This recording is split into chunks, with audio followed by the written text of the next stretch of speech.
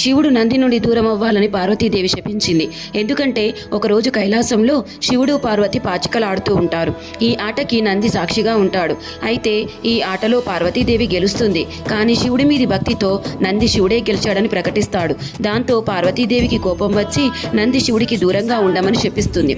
అప్పుడు శివుడు పార్వతీదేవితో, నంది ఇలా చేసింది నా మీద భక్తితో, నిన్ను మోసం చెయ్యాలని కాదు, కాబట్టి ఈ శాపానికి పరిష్కారం చెప్పు అంటాడు. అయితే నంది శాపం నుండి బయటకి రావడం వినాయకుడి వల్లే అవుతుంది అని చెప్తుంది.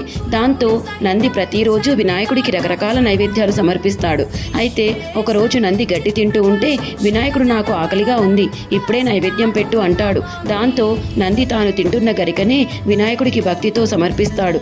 దాంతో నంది భక్తికి సంతోషపడి నందిని శాపం నుండి విముక్తి చేస్తాడు. అంతేకాక గరిక వినాయకునికి ఇష్టంగా మారుతుంది. మీకు కనుక వీడియో కనుక నచ్చినట్లయితే లైక్ చేయండి, షేర్ చేయండి, సబ్స్క్రైబ్ చేయండి.